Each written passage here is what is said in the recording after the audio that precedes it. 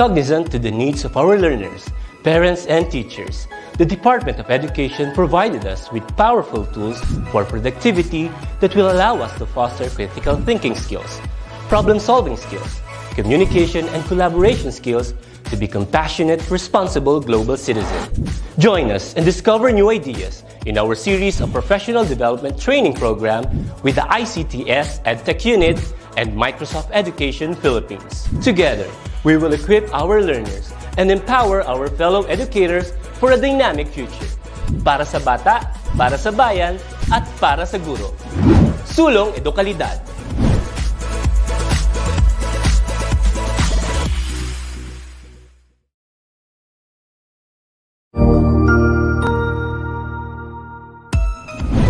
Mabuhay! Good day to all!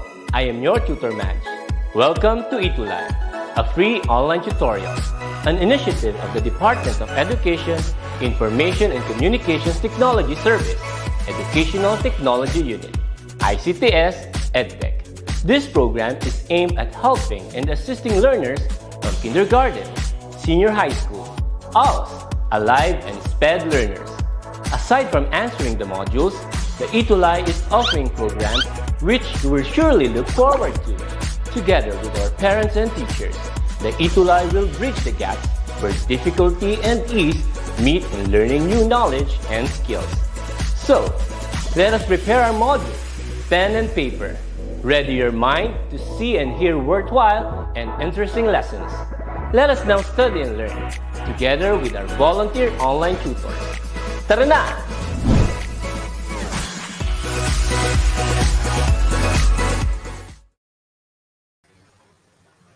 Hello mga ka-ETUlay. Good morning sa inyong lahat mula Luzon hanggang Mindanao, pati na rin sa buong mundo. Dahil ang DepEd ETU ay #ETUlay level up na. Ayan. Wala ba kayong napapansin? Happy New Year sa inyong lahat. Okay. Ang ating pong episode today is a very special episode kasi nag-iisa lang po ako ngayon dahil ang aking kapartner ay naapektuhan ng Typhoon Odette. So mapapanood pa rin naman tayo ni Tutor Mel sa DepEd TV, DepEd ETU, sa DepEd YouTube channels, at sa ating DepEd ETUlay FB pages, DepEd ETUlay, okay, and DepEd EdTech Unit. Ayan, nahihirapan ako kasi wala si Tutor Mel. Ang ating Math Remediation Grade 4 to 6, kasama natin si Tutor Mel from Lapu-Lapu City at ako po si Tutor Tolen from the sikat na Bamboo Organ sa Las Piñas ay mapapanood ninyo every Wednesday, 10:30 to 11 a.m. Ayan. So kaya ako sinabing special tong episode na to, mga bata. Lahat ng viewers, ito po ay intended ko para kay Tutor Mel, para matulungan ko po si Tutor Mel at ang kanyang pamilya at ang iba po nating tuties na nasalanta ng Typhoon Odette. Magpe-pledge po ako. Tutumbasan ko po yung number of viewers natin today para po yung kaunting tulong ay maipapaabot natin kay Tutor Mel at sa mga iba pang tuties na naapektuhan ng Typhoon Odette. Ayan. Good morning sa iyo, Angelique Marie Salazar. Good morning, Joyce Ann Manuel ng San Pedro Villa Concepcion Elementary School. Kay Arian Miles Felipe ng Melchor de la Cruz. And kay Heavenly Heart Tangian. At syempre, ang unang-unang nakapasok sa atin ay si Adrian Ray Rivera ng San Pedro Villa Concepcion Elementary School, SDO Isabela. Hello sa inyo. Ayan. So ako po ay natutuwa at alam ko natutuwa rin si Tutor Mel dahil ang DepEd ETUlay FB group ay meron ng 67.4 thousand members. Congratulations sa atin ha. So yung 67,000, kung yung viewers natin na yan ay makakaabot sa 67,000. Nako, malaking tulong talaga para sa ating mga kaibigan at mga ka-ETUlay para matulungan natin sila. Yan. Okay. And of course, nagse-celebrate tayo since yesterday, January 4. We are celebrating our first year anniversary, and I'm so happy that I am now part of our DepEd ETUlay online tutorial. Congratulations! Naka 1 year na. Actually, ako nakano pa lang, 6 months. 6 months pa lang, pero laban lang. Aabot din tayo ng 1 taon. Yan. Okay. Ang ating math remediation for this week, mga kids, is about division of decimals. I will try to explain it to you para si Tutor Mel ay matuwa sa atin, ha? At the end of this tutorial, you will be able to divide decimal by a whole number, divide decimal by a decimal number, and divide decimal by the powers of 10. So before we proceed with our lesson for this week, kids, ready na ba kayo? We will have a review first. But this time, you have to answer. Okay? You have to type your answer in our comment section. I will be giving you 15 seconds kasi baka mamaya naglalag din yung internet ninyo. So 15 seconds to give me the correct answer. So besides kay Tutor Mel, syempre kayo din. Yung unang tamang makakasagot, yun ang bibigyan ko ng surprise. Okay? O, ibababa ko lang yung ating comment section para makita ko kayong lahat. Yan. Okay, number 1.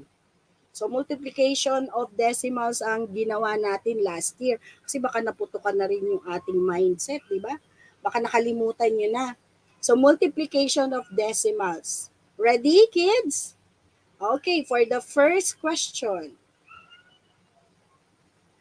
Of course, before that, we have to remember how to multiply decimals. Diba? Yung mga ating mini-me, binigyan kayo ng steps. And number 1, you have to multiply like whole numbers. And then number 2, count decimal places in the problem. And number 3, in the product, place the same number of digits behind the decimal point. And of course, merong technique, tinuro si Tutor Mel, di ba? By the powers of 10. So, alalahanin natin kung ano yung tinuro ni Tutor Mel, ha? Ready na mga kids? Type your answer in our chat box. 15 seconds for number 1. Give the product between 3 and 9/10 and 5 and 6/10. Again, give the product between 3 and 9/10 and 5 and 6/10. 15 seconds starts now. So hello sa kay Colette Haduka, kay Lane Aldred Ibay ng Marilao Central Integrated School, Division of Bulacan. Kay Martin Angel Day Nagumpresa. Oh, meron na ba nakasagot? Ayan. So, gagawin nyo lang siyang parang whole number. Ayan, very good. Meron nang nakasagot. At ang unang-unang nakasagot ay si, sana tama ako ng unang babanggitin, ha? Ayan, si Gerald R.V. Dula Cantor. Ayan, followed by Martin and Heavenly Heart. Let's see kung tama ang sagot nila. Yan, very good. Ayan, may surprise syempre yung unang tamang nakasagot. Ayan. Congratulations. Let's have another example. Wow, okay. Give the product between 20 and 22 hundredths and 1 and 8/10. Give the product between 20 and 22 hundredths and 1 and 8/10. 15 seconds mga kids. Write your answer in our comment section at itatry kong mabasa kayo lahat. Yan, ang galing ni Trisha Loreno, ni Kerubi, ni Colette. Yan. Ni Hailey, Gavin, Hilario, Akisha, Evora. Let's see kung tama ang mga sagot ninyo. Si Jason Parakad. Ayan, teka. Kailangan yung first name ang mabanggit ko, ha? Mahirap na. Mamaya magkamali. Okay. Oy, ang galing naman talaga. Siya ulit ang nakatama ng sagot. Andiyan si Gerald R.V. Dula Cantor, followed by Heavenly Heart, Tanghian. Ayan. Tapos si John Paulo Lacas. Ang tamang sagot ay 36 po and 396,000. Very good. Ang galing-galing niyo naman. Yan, nakakatuwa, no? Tutor Mel! Nako, kailangan magkaroon ka na ng kuryente. Mamimiss mo tong mga tuties natin. Ang gagaling nila. Okay, let's have another example. Let's have another review. Si Nicolay, ayan, si Nicolay Senilio Mabitad. Ang sagot niya ay 36 and 396,000. Okay. Next, let's have okay, way to go, Nikolai! Bilis-bilis para may surprise kay Tutor Tolen. Give the product between 1,000 and 1,000. Give the product between 1,000 and 1,000. 15 seconds. Hello, Api Muli. Kay Jason, Paracad, Francisco, Enrico Dalupan. Ayan. Hindi naman na pinapa-round off kay Rubin Gabriel. Final answer na kung ano yung lumabas. Kiffy Lauren, Bernardo Nagum, Janjan Kasiya. Ayan. Sino kaya unang nakasagot niyan? Related yan. Related yan sa ating anniversary. Yun ang clue. Ilang taon na ba ang DepEd ETUlay online tutorial? Ayan, meron nang nakatama ng sagot. Hello, Mary Sofia Camacho. Ayan, ang unang tamang nakasagot si Martin Angel Dave Nagum Presa. Followed by Gerald R.B. Dula Cantor, Heavenly Heart, Apple Muli, yan. Curvy Opiana, very good. Dahil si Angelique Marie Salazar. Hello, Hailey, Gavin, Hilario. Ayan, Angelique Marie Salazar. Tama ang mga sagot ninyo dahil first year anniversary ng DepEd ETUlay. So the answer is 1. Yan, you are great. So meron kayong A positive. Positive grade yan, hindi positive sa COVID. Cool! Very good kayo mga bata. Yan. So our topic for today is about division of decimals. So kung magaling kayo sa multiplication, reverse lang tong division. Halos pareho din yung mga steps, pero syempre kabaliktaran ang gagawin natin. So first is, if we are going to divide decimals by a whole number, there are 3 steps to be followed. Kids, listen ha. Number 1, place the decimal point in the quotient directly above the decimal point in the dividend. Number 2, divide the same way you will divide with whole numbers. So parang nagmumultiply lang din. Parang whole numbers lang din. And number 3, divide until there is no remainder or until the quotient begins to repeat in a pattern. So for example, let us divide or find the quotient between 13 and 84 hundredths and 4. Or if we are going to follow the steps I mentioned a while ago, 13 and 84 hundredths using long division divided by 4. Okay? So sabi, place the decimal point in the quotient directly above the decimal point in the dividend. So ang dividend natin is 13 and 84 hundredths. Ang divisor natin yung 4. Lagay daw natin dun yung point. Ayan. Tapos, we divide the same way as we divide whole numbers. So, 13 divided by 4 is 3. 3 times 4 is 12. Then we subtract it.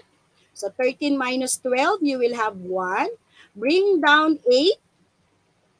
Okay? 18 divided by 4 will be 4. Yan.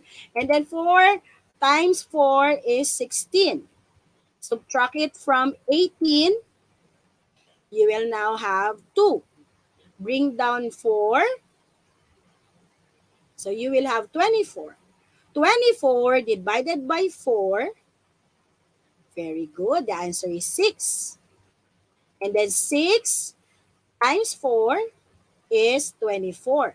Since there is no remainder already, you don't have to follow any pattern. So that will be 0. So that means the quotient between 13 and 84 hundredths and 4 is okay, 3 and 46 hundredths. Ayan, di ba? Ang dali lang mga kids. Basta susundin lang natin yung step-by-step process. Let's have another example. Let's divide 24 and 66 hundredths by 12. So following the steps, we place the decimal point above the dividend. Then we divide the numbers as we divide the whole numbers. So 24 divided by 12 is 2. 2 times 12 is 24. So 0 na. Bring down 6. So 6 divided by 12 cannot be. So we just write 0. Then 0 times 12 is 0. Subtract 0 from 6, you will have 6. Then bring down 6, you will have 66. 66 divided by 12, ilan? Very good. Naririnig ko kayo, di ba? 5. So 5 times 12 is 60. So let us subtract 60 from 66. You will have 6. You would notice there is already a pattern. May pattern na. So we bring down, since there are no more number after 6, we bring down 0. Or we add 0 on 6. So you will have 60.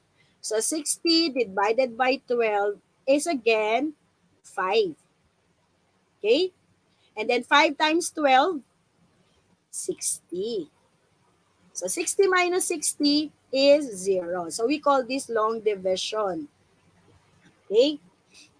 So that means the quotient between 24 and 66 hundredths and 12 is 2 and 55 thousandths. Yan. Nakakasunod ba mga kids? Okay, let's proceed now to the next kind of division. So division by dividing a decimal by another decimal. Here, there are no steps, but there is only one step to be used. You only have to multiply the divisor by as many tens as we need until it is a whole number. Remember, if you are going to multiply the dividend by the divisor by the tens, you also have to multiply the dividend by the same number of tens. So let's say, for example, we use the same given a while ago. Find the quotient between 13 and 84 hundredths, but this time we will make for a decimal. So we divide 13 and 84 hundredths by 4 tenths. So ang technique na gagawin ninyo, you multiply the divisor by the number of 10. Okay? Since naka-tenths tayo, so mumultiply lang natin yung 4 tenths by 10. Okay? Para maging whole number siya. So 4 tenths times 10 will be equal to 4.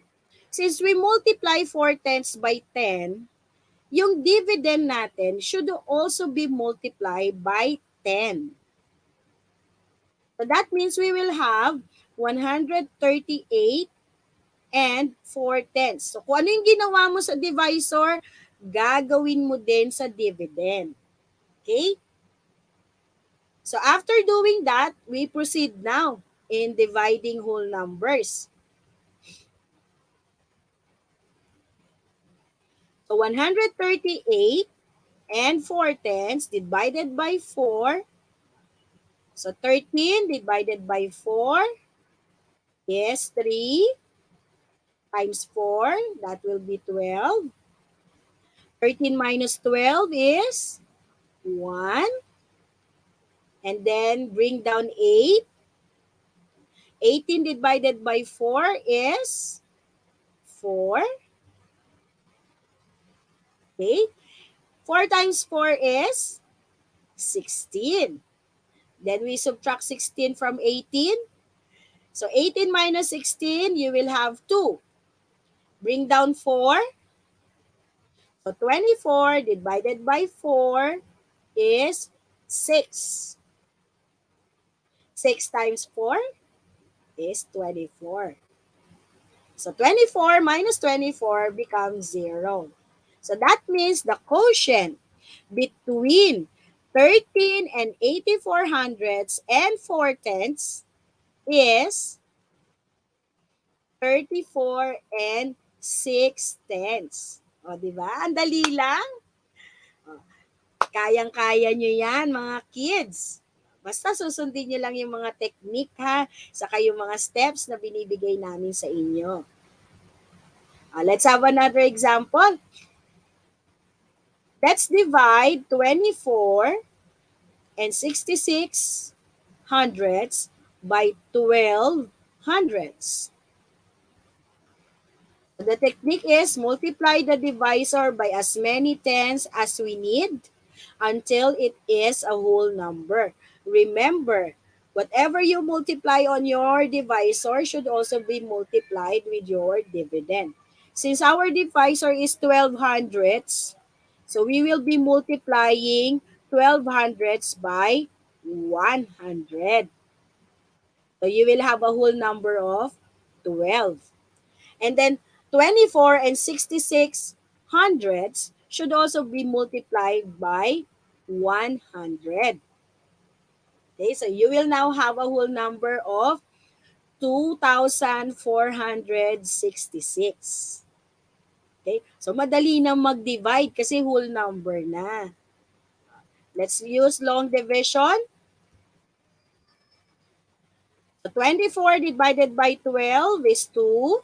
2 times 12 is 24. 24 minus 24 is 0. So bring down 6. 6 divided by 12 cannot be. So 0. 0 times 12 is 0. 6 minus 0 will be 6. Bring down 6. 66 divided by 12 is 5. Then 5 times 12 is 60. 66 minus 60 is 6. Since there are no more number after 6, we can add 0 or bring down 0 so that we can still divide 6 by 12. So 6 now will become 60. Once you put 0 on your dividend, you have to put a decimal point. Okay? So 60 divided by 12 is 5. And 5 times 12 is 60.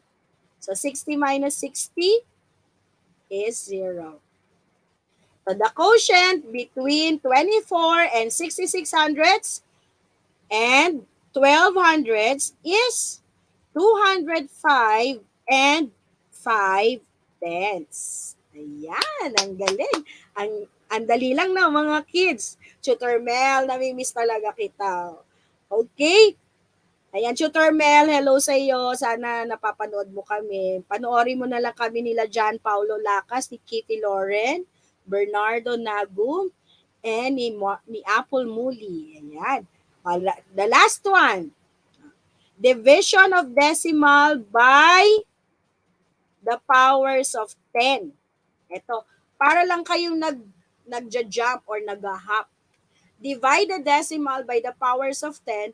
When you divide a decimal by a power of 10, all you need to do is move the decimal point as an example. For each zero in the power of 10, move the decimal point one place to the left kasi 10 lang. So, isa lang yung zero. Zeros, like in 1,000, move the decimal point 3 places to the left. And so on and so forth. So kung ilan yung zeros, ganun din karami ang pag-hop ng decimal point, pag-move ng decimal point to the left. So for example, divide 24 and 66 hundredths by 10. Mag-hop-hop tayo ha. Just move the decimal point to the left and depende kung ano yung number of zeros sa inyong divisor. So we have 1, 0. So we will just move one place to the left.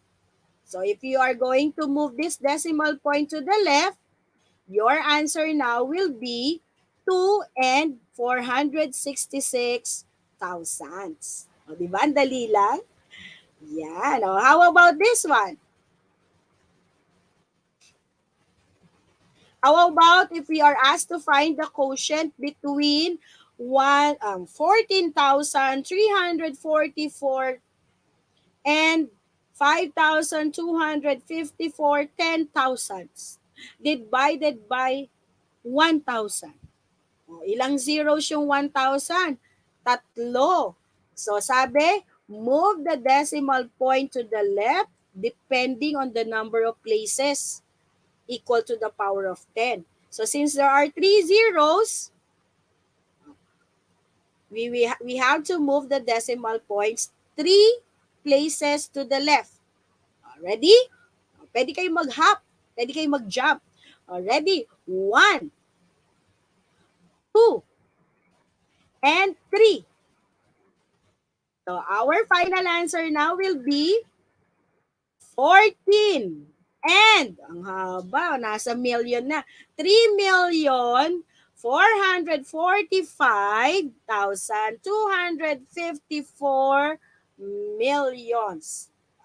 Okay? Ayan. Or 14.344.5254.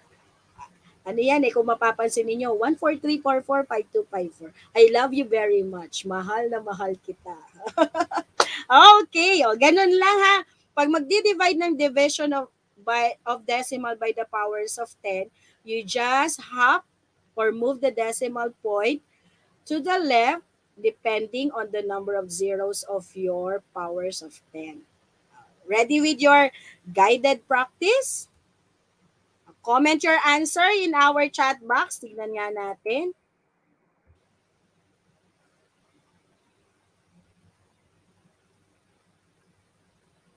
Okay. Ready? Sa chat box, sa comment section for our guided practice.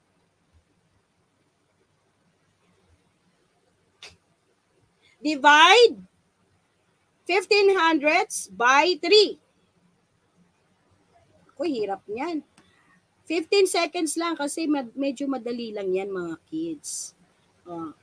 Divide 15 hundredths by 3. Hello, kay Rihanna Flores.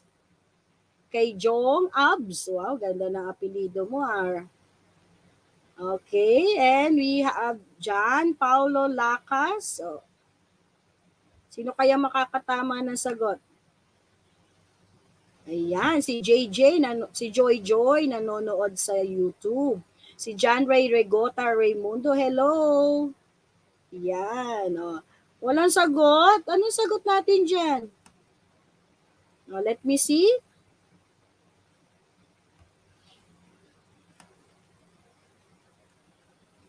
Okay, let's see. The correct answer is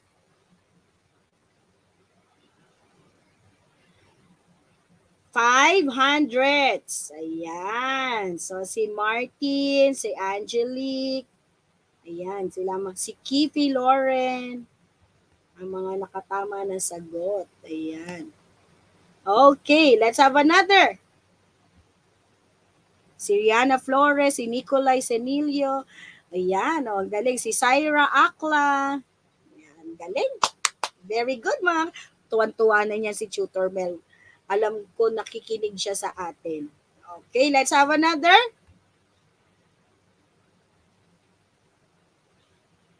Find the quotient between 288 and 300s. Find the quotient between 288 and 300s. Yan, tignan ko nga kung sino makakatama ng sagot. Hello, hello.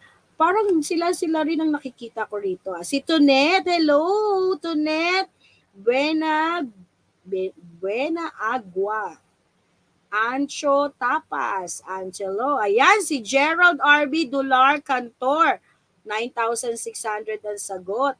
Si Martin Angel Nagumpresa, 9,600.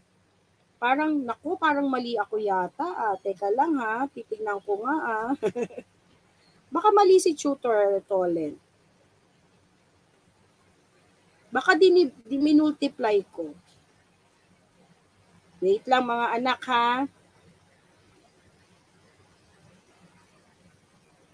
Yan, the answer, typographical error lang to. The answer is 9,600. Ang nalagay ko yata ay 7,600. It's 9,000. Sabi ko sa inyo It's 9,600, hindi 7. Nagkulang lang ng kudlit. Nagkulang ng bilong. Okay, let's have the next one. So it's 9,600. Calculate. Ito, naku, napakahirap. 813 thousandths divided by 1,000. 813 thousandths divided by 1,000. 1,000 rather. Hello kay Angel Rivera, Mary Sofia Camacho, Nancy De La Cruz. Ayan, si Martin may sagot na. Ang sagot ni Martin ay 8 and 13 hundredths. Si Gerald RV. Ayan. Parang naku, pali na naman yata si Tutor Tolen. Teka lang ha. Minultiply ko yata. Nag-move yata ako to the right. It should be to the left. To the left, to the left. So the answer should be 813 millions. Millions. So may 00 dapat. Pag nag-move tayo, ang nilagay ko lang dyan 813. Ayan. So it should be 813 millions. Tatlong zero. Tapos 813. Ayan. Okay. Very good mga kids. Ayoko nang pakita, mali yata yung sagot ko. Pero it's 813 millions. Okay? So, for our gawa ko, post ko, congratulations to the following. Ryan Matthew Cobar ng grade 4 Santo Tomas Elementary School, SDO Aliaga Annex, Nueva Ecija. Heavenly Heart Tangian, grade 4 from San Roque Central Elementary School, SDO Davao. We also have Sofia Valerie T. Cabaluna, grade 5 from Babaguan Elementary School, SDO Lapu-Lapu. Ayan, yung mini tutor Mel. And we also have Josh David Toring, grade 5 from Babaguan Elementary School, SDO Lapu-Lapu City. And we also have Glessy Rain P. Hahalaf, grade 5 from Babaguan Elementary School, SDO Lapu-Lapu. Mga estudyante siguro to ni Tutor Mel. Very good. Ito, naggawa pa siya ng video. And we also have Martin Angel Dave Nagumpresa, grade 5 from Gamo Central School, SDO Isabela. We also have Gerald R.V. Dula Cantor, grade 6, San Pedro Villa, Concepcion Elementary School, Rojas East District, SDO Isabela. And last but not the least, we have Adrian Ray Rivera, grade 6 San Pedro Villa Concepcion Elementary School, Roas East District is SDO Isabela. So for this week, ang inyong performance task for Gawa ko, post ko, answer the problem correctly, take a picture and make a video while doing the performance task, then post your work in our FB pages with hashtag ETUlay level up, hashtag tutormel, hashtag tutortolen, and hashtag happy lang always. Ayan, kahit may error, happy lang palagi. Okay? So, our problem is, ayan, kahit wala si Tutor Mel, siya ang aking in-example. If Marimel earns 277 and 30 hundredths for gardening, if she worked 23 and 5/10 hours this month, then how much did she earn per hour? Ayan, Tutor Mel, mag-gardening na lang tayo. Ang ganda mo dyan sa bike. Okay? So, you have to take a picture or make a video of your correct answer. Okay, kids? So, don't forget, sabi nga ng mga tutors niyo at ang DepEd ETUlay, plus you, with your smile, minus the drama, and a fraction of your heart, will always have a perfect equation and all the problems will be solved. So, for your feedback, you can scan this QR code for your ETUlay feedback experience or type on your browser https://tinyurl.com/ETUlay feedback form. Again, you can watch our Math Remediation Special Program for grade 4 to 6 with Tutor Mel. Tutor Mel, magkaroon na sana ng kuryente dyan. Every Wednesday at 10:30 a.m. Up next, storytelling K-3 with Tutor Romary and Tutor Julis Beth. Thank you, everyone! Ingat kayo palagi! As I always say, hashtag happy lang always!